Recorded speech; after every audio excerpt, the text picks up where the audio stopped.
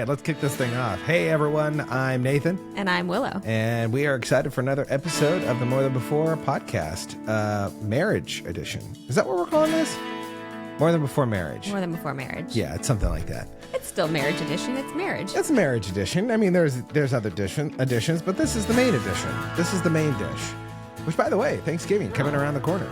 Super exciting. Gotta think about those dishes. Ooh. Food dishes and the dishes to wash. As soon as you said food, as soon as you said dishes, I did not go to like dishes of eating. I went to the sink. Yeah. Out of curiosity, I'd be curious in the comments. Let us know: do you guys use paper plates or do you use like glass or plastic plates? Plastic plates. My parents moved to plastic plates. That was a good idea. I was thinking fancy. Well, those can be thrown away. Well, no, not the disposable ones, plastics. but the plastic ones that you can kind of throw around. You can throw them in the sink. They're less fragile. Yeah, you have kids and your kids drop them on the floor, and it doesn't make a happy noise. Yeah. Or a happy evening when they're breaking the plates.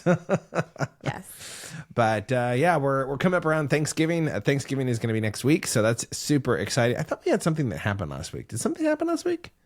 Like a holiday? No, I mean we had Veterans Day. Right? A couple weeks ago. A couple weeks? Was that? I thought that was last week. Maybe not. Okay. I don't know. Anyway, we don't even know where we are. What are we talking about today? Well, actually, before what are the two things we always talk about? Why do we do this? We want to... Tell me, Willow, why do we do this? Why are we here? Why are we subjecting ourselves to this? In front of a camera talking to you.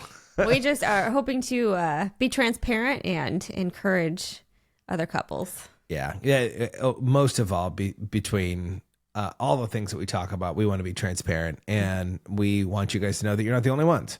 We want to encourage you that you're not the only ones going through stuff. And so, what's our topic for today? Because I think it goes really well with what's about to happen in the future.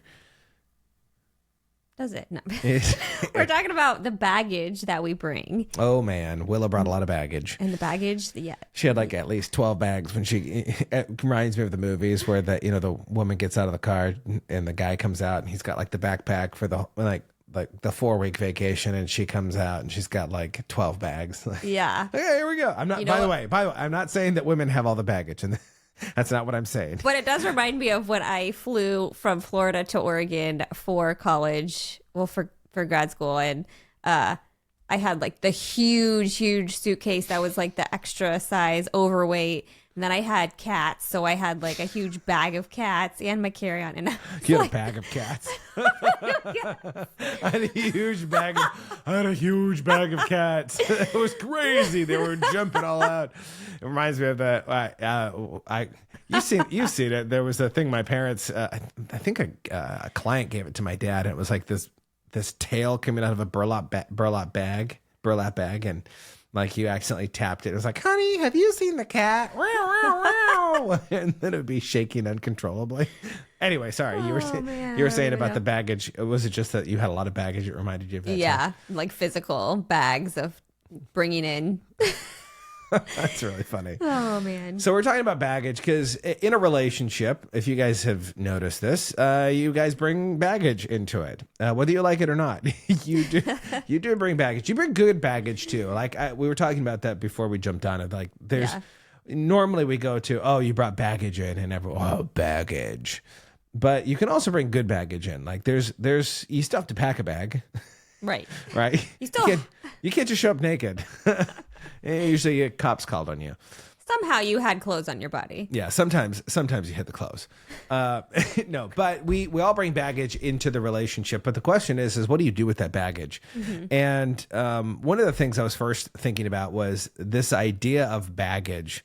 Our past is a lens with which we see the rest of our world, right? Like when you have a past that is riddled with different things, you see the world in a different way than perhaps your spouse. And there's different kinds of things that you see when you're growing up with your parents that you bring into your marriage. There's also different things that you experience growing up that you bring that into your marriage, and you think that maybe that's kind of the thing. Yeah. So like one of the big things between us, the major difference is, my parents are still together today, and your parents got a divorce. And that can be kind of a baggage that you bring into marriage, right? Right, exactly. It just kind of shifts your whole perspective of your, your history, your past of like, okay, how do you view marriage in general or relationships, period? Yeah. From your upbringing. Yeah. Well, and like even with that, there's I mean I don't really know with your parents, but like there's the conflict piece of like, some people come from a family of divorce, some people come from a family that has conflict, some people have a family that doesn't have conflict. Like it's funny because I would say that my parents, our family has conflict, and like you think of conflict and people are like, oh, conflict. When I say conflict, I mean like there's clashing sometimes. Like we talk, there's something that comes up and there's a dispute. We always resolve it at the end of the day, but there is kind of that piece at the end of the day of like, okay, like there is conflict that comes up, and my family makes their opinions known, whether you like it or not. And then on the other side of things, sometimes you have a family that has conflict-less interactions where they just don't interact and they don't tell you what's going on. And I mean, we've experienced that with your family of like, how long has this been going on? Why didn't you tell us about Yeah. this? And it's kind of a little bit of both, right? You could have a little of a mixture, because I think I come from a little bit of a mixture of, okay, sometimes we don't share anything and it's like, okay, well, that would have been good to know, or there is the conflict, but there's just a different way to go about it that you've seen or experienced. Yeah. And I was also thinking like the other thing too is like siblings. Yeah. Siblings can definitely change the way that you view things, especially when you start having kids. Yeah. Well, you're an only child. I'm an only child. So like when we have our third child, like what was going on in your head when you saw them interacting the way that they were interacting? Oh yeah. I was just, very confused. It wasn't confused. You were concerned. I was concerned. Yeah. Why are they hitting each other? No, not what really. is going on right now? Why can't they get along? It's like, well, that's the way they are. They will run after each other and hit each other and say things to each other. And what? Like Rylan last night was talking about, oh, do you hear that? That's a plane crashing. It's like, oh my goodness. Yeah. No, that is. Do you know what happens when planes crash? People die. Oh, like yeah, that's not a good noise. That's not a good sound. No. So I think there's experiences that happen when we're kids, like like the things that we experience. Another thing I was thinking of was vacations. Like my family, we didn't really do vacations. We did trips camping. And that was kind of a thing that we did in the summer. Did you guys ever really go camping? Oh, yeah. We went camping every summer. But we also did trips. And so that was just like. But your camping wasn't real camping. It was, well, we were in a campsite. So, yes, we were not on the side of the road in the jungle. It was. It wasn't, our camping. They weren't hitting their dinner right before they pulled into the spot. Right. Like a raccoon or a deer or something like that. Exactly. Yeah. Well, but that was a big thing. I think there's like vacations, like, because even now when we talk about vacations, you're like, oh yeah, well, let's fly back to Florida. I'm like, flying back to Florida with 5 people, soon to be 6. Like, that's insanely expensive. Like, you're like, oh, I can make it. Like, my mom did it all the time. And I'm like, it was just you and your mom. Right. And then we like look at the financial, like, okay, how much is this actually going to cost? $3,500 for a family of 6. Just with like the cheapest flight. And so then it's like, okay, I'm not sure that's going to happen anytime soon. And that's when you start doing road trips, right? But so there's the experiences that cause us to think differently, to bring different baggage in. Yeah. But then there's also views too, I think, that can also come into play, like your family's view on money.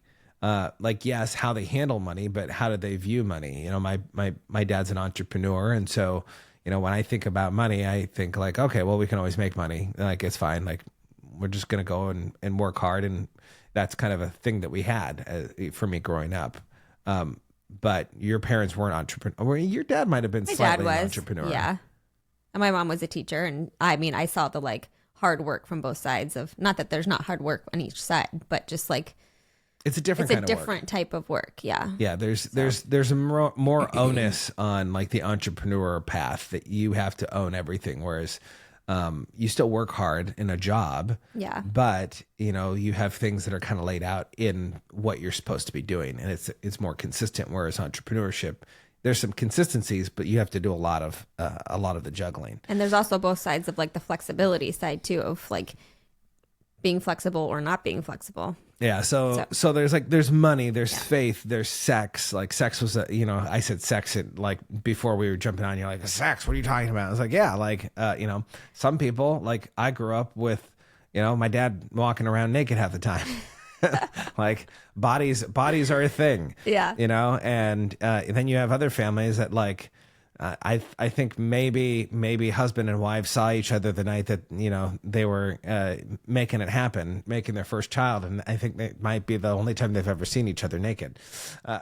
Yeah, I mean, and that causes big contention in marriages. Of why do you keep walking around naked in front of the windows? Like the neighbors keep calling the police. Oh man. But there are so many different forms of baggage, which is kind of why I wanted to go through a number of different things. Like here's another one that we have brought up in the past is holidays. Yes. We're right around the busiest holiday season because you have Thanksgiving and you have Christmas, and these are two holidays that usually require some form of traveling with most families, right? Like you're either driving back or flying back to see family for Thanksgiving or for Christmas, or maybe you just can't afford to do that, or grandma and grandpa come out and see you. So there's greater family dynamics during that. And there's baggage that comes in with that of like, well, how do you celebrate Christmas?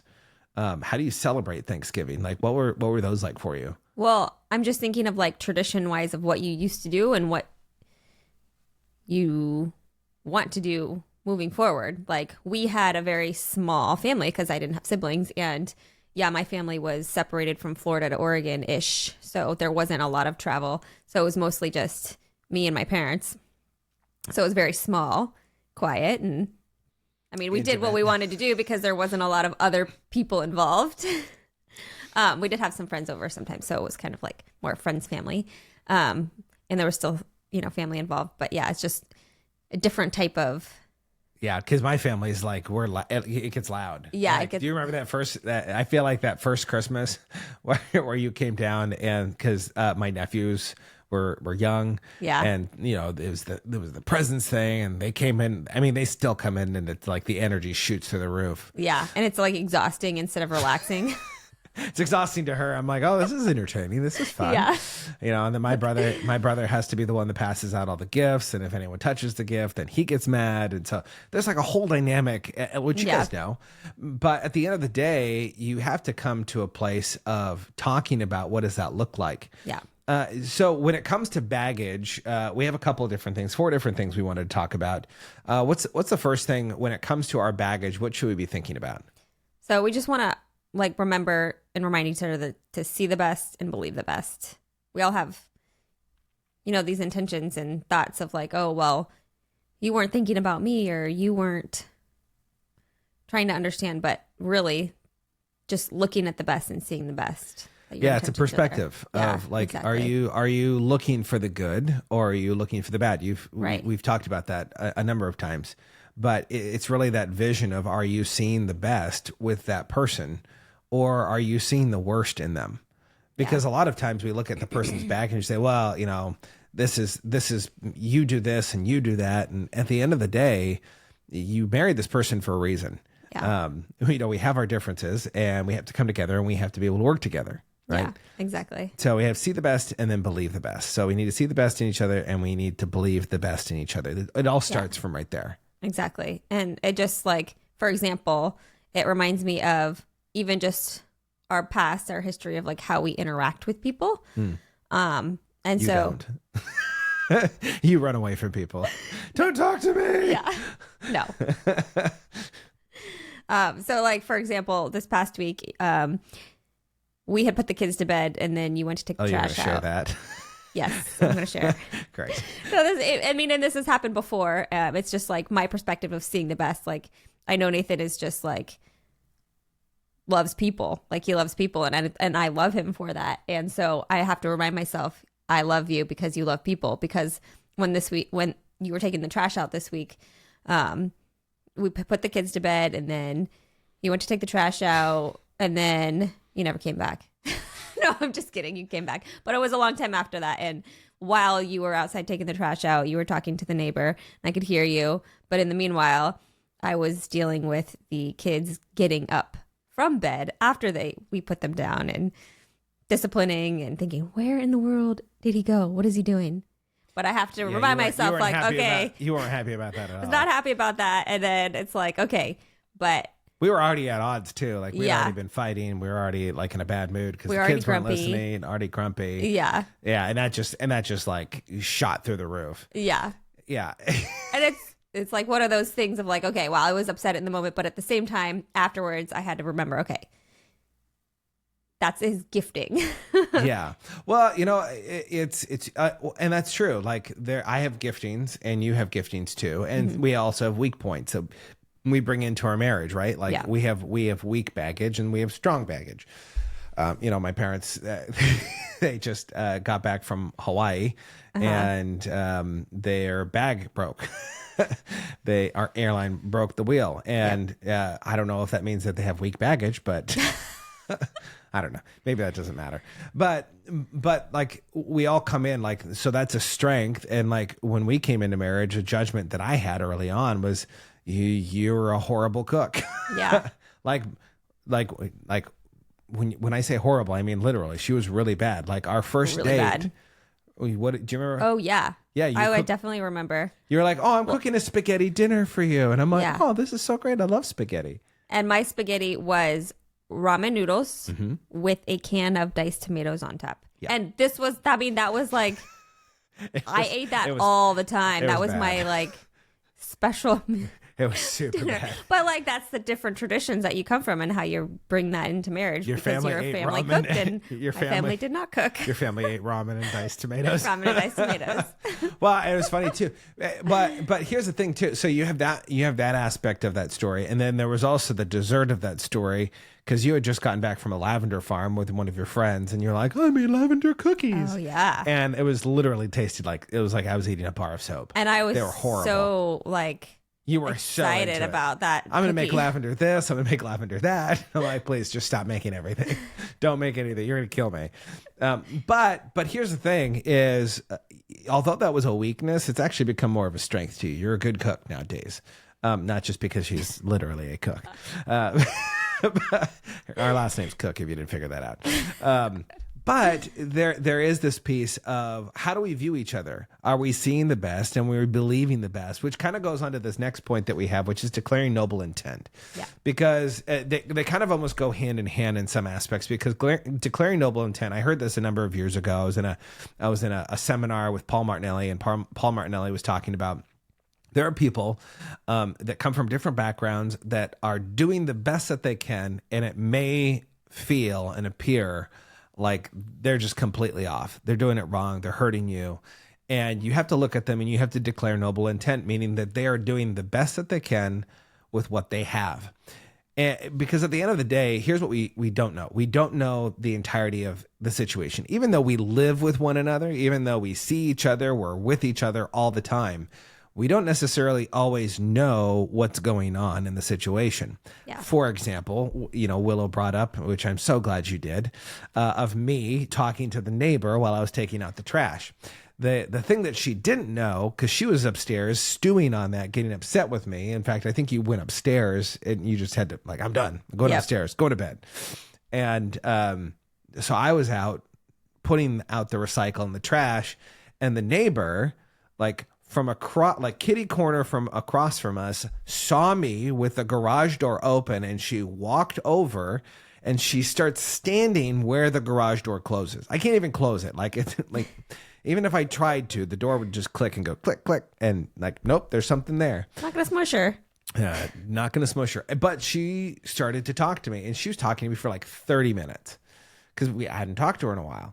And I've developed that relationship with her. And so she's talking to me. She's asking how things are going. We're talking about the freeze dryer and different things. And what's interesting is, from my perspective, I knew Willow was going to be upset. I knew. There was nothing I could do about it.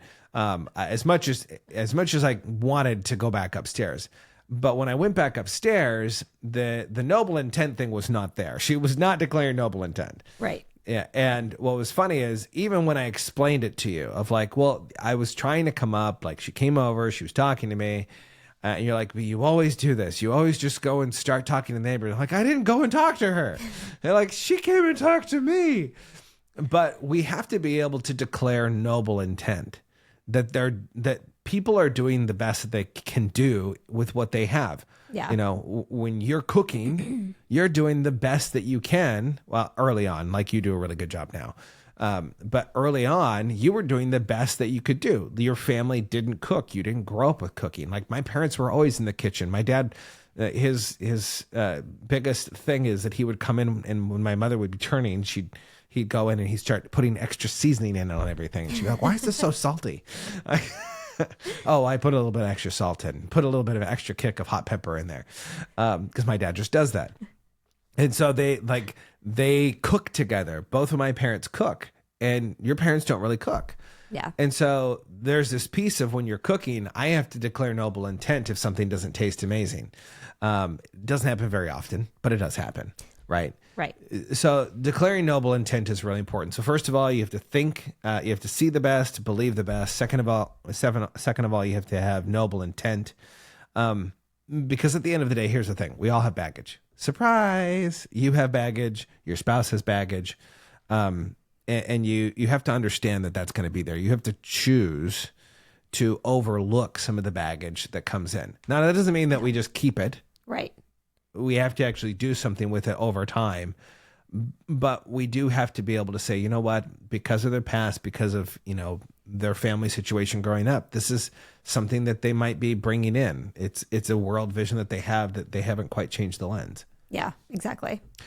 So what's point number 3? What third thing about baggage that we bring? Well, that kind of leads us into choosing to love each other. Ooh, our phrase that we love to talk about. Yeah. This is like the number one marital advice that we give to everyone. Yeah. And we'll have to have another podcast just on this, but this is just... We're not going to talk about this ever again. No, never. No, it's just, it comes back down to encompassing all those things and knowing all those things is to choose to know those and choose to still love each other and make that choice. Yeah. Well, because it's easy to have conflict. Like when you get married, you can't just leave your spouse in the other room. If you have one of those spouses and you know what I'm talking about, you can't just leave them in the other room. They follow you to the other room. You live under the same roof. Yeah. And hopefully you haven't gotten to the point where the other person is leaving. In fact, that was something that happened early on in our relationship. Do you remember that? Like you were so mad at me. We were dating at the time. Maybe we were engaged. I think we were dating though. And you got so mad at me. You were screaming at me and I was just like, nope, not doing this. And it's the first time I've ever done it. I just grabbed my car keys and I left. I drove away. Do you remember that? And I drove away and you kept texting me. Oh. Oh, yeah. You think Willow has, the nice clean mouth. She has a potty mouth sometimes. Not really anymore. But she just lit into me while I was driving away. And there was kind of that day that we had this thing of we won't leave the house based on conflict. Like we could leave the room to cool off and to cool down. Yeah. But you don't leave the premises. It's not like, I can't believe you, grab my car keys and drive away. Right. It's what is that? The Hallmark movie or something like that, or one of the dramas where the husband or the wife drives away and they get in a car accident and then they're dead. Oh, geez, that's like the worst. That's like your worst nightmare. One of them. You can't leave. We need to work it out. But there is something to this idea of choosing to love one another. When you made your vows were to choose to love each other, whether you know it or not. Despite whatever happens in your life, you have to choose to love each other. You have to love the other person despite some of the things that they might do that might accidentally hurt you. Remember, going back to noble intent, they're doing the best with which they can do, but sometimes from our own vision, from our own sight, they fall short. Yeah. And it's not a fault of the other person. It's just they don't know anything different from what they have. And so we have to choose to love one another. I was reminded of, I wrote this down, 1 Peter 4:8 says, more than anything, keep loving each other actively. I love that, actively, because love covers a multitude of sins. You know, when we love one another, when we fall short, when we sin against each other, sin, by the way, if you're not biblical or don't understand that word sin just means missing the mark. It's like a bow and arrow, like, you're shooting it towards a target. And when you don't hit it exactly bullseye, when it's slightly off, that's sin. Yeah. Exactly. So just even when off. you think a bad thought about your spouse, that's sin. And you're like, oh, well, darn it, I'm always sinning, Nathan. Like, yep, I am not. but you have to choose to love one another in that. The last point, and then we're going to wrap up here, is you got to put your baggage aside and you got to choose to work through it. And you decide. Yeah. Oh, just decide to do things together. Mm-hmm. And that's huge, especially and the reason we bring this point up is because of the holiday season. You know, when we first got married, it was the question of, everyone goes through this, by the way. It was the question of, well, what are we going to do for Christmas? Yeah. What are we going to do for Thanksgiving? Are we going to your family's house for Christmas and my family's house for Christmas, or your family's house for Thanksgiving, or vice versa? And what traditions are we going to do? Are we going to put up a tree? Are we going to, when does the tree go up? Oh my gosh, when does the tree up? Wasn't that great? The first 5 years, after the first year, the following 4 years was great, wasn't it? Do you remember the following 4 years after the first year? About the tree? Yeah. That we didn't put up a tree for 4 years. Oh, it was great. no. Was it for 4 years? Yeah, it was 4 years. Chunk of years, yeah. It was 4 years that we didn't have a tree. It was so wonderful. That was terrible. We just put the gifts in the corner. Okay, there you go. Oh, man. Or when do you open gifts? How do you open gifts? How did you guys open gifts? I'm curious. I guess it was just you. I mean, it was just me. No. We always did one on Christmas Eve. And then the rest Christmas morning. Okay. So we didn't do Christmas Eve gifts. That was not a thing in our house. Mm-hmm. Everyone else, like our cousins did. I was like, why don't we get to open one up?